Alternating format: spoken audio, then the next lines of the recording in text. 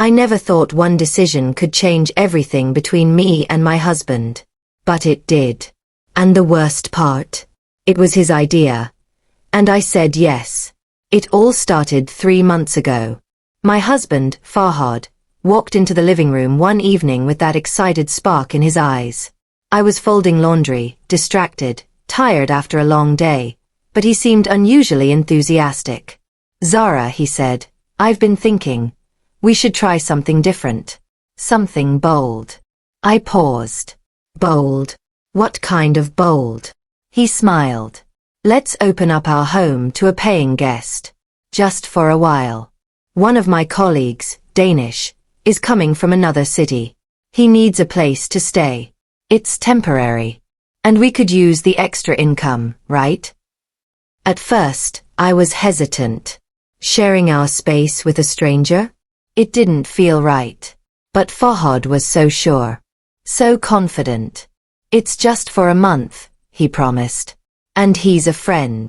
You'll barely notice he's here." I looked into his eyes and trusted him, like I always did. And I said yes. That night, I had no idea I had just opened the door to the worst decision of my life.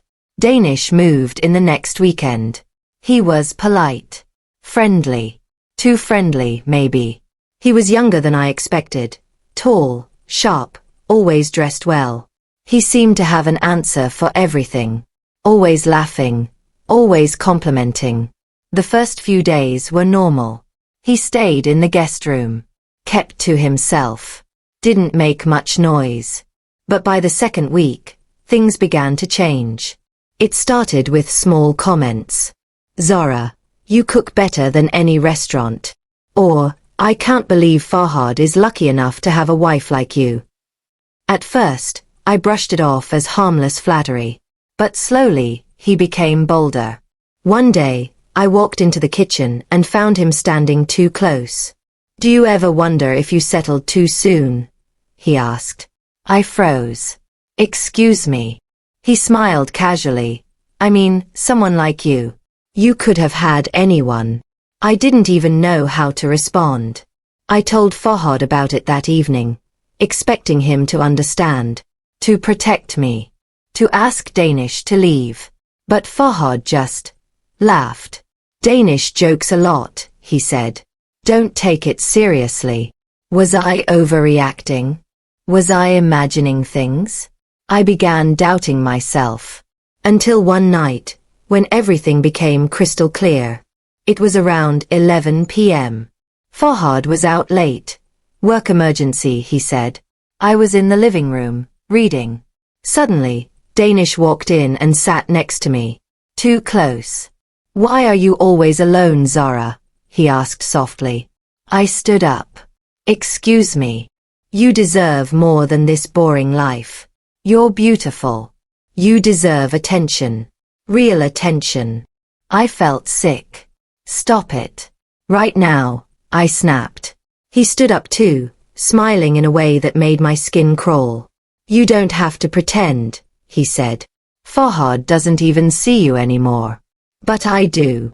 That was it. I locked myself in my bedroom and waited for Farhad to come home. When he finally did, I told him everything. Every word Danish had said. I expected anger, rage, protection. But instead, Farhad looked guilty. And then he said something that shattered me. "I knew he might behave this way," he admitted. "But I thought you'd be able to handle it. I needed the rent money, Zara. Things have been tight lately. I couldn't breathe. You knew. And you still let him live here." He looked away, ashamed. I felt betrayed. Not just by Danish, but by the one person I trusted most. The next morning, I packed Danish's bags myself and told him to leave. He didn't argue. Just smirked, as if he'd won something. And maybe he had. Because even after he left, nothing felt normal again. I stopped talking to Farhad for days. I couldn't look at him the same way. I kept thinking, what if something worse had happened? What if I hadn't spoken up? And why did the man who promised to protect me put me in that situation? The silence between us grew louder every day. Fahad tried. He apologized, brought flowers, made my favorite dishes, said he made a mistake. But some mistakes don't just disappear with an apology. One night, I finally broke the silence. I trusted you, I said. I trusted your idea. And you didn't just let me down. You risked me. He looked like he'd been hit in the chest. I was desperate, he whispered. I didn't think it would go that far. I never wanted you to feel unsafe. But I had. And I still did. We started sleeping in separate rooms. Not because we fought, but because the distance between us had become too real to ignore. Weeks passed. And one evening, as I stood by the kitchen window, watching the rain fall, I asked myself a painful question. Can you ever truly trust someone again, after they've broken that trust so deeply? Fahad walked in just then. Quiet. Careful. He didn't say anything at first. Just stood beside me. Then softly he said, Zora, I know you're not the same. And I don't blame you. But I'm still here.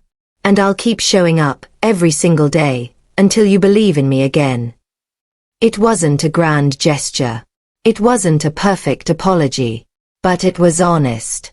And somehow, that mattered. We're still healing. It's not a perfect ending. There are days I look at him and feel the ache all over again. But there are also days when I remember why I trusted him in the first place. Maybe some wounds don't need to disappear completely. Maybe they need to stay, to remind us of the lessons we've learned. But one thing is for sure. I'll never say yes without listening to my gut again. Because now I know. Trust isn't just about love. It's about safety. And once that breaks, everything changes.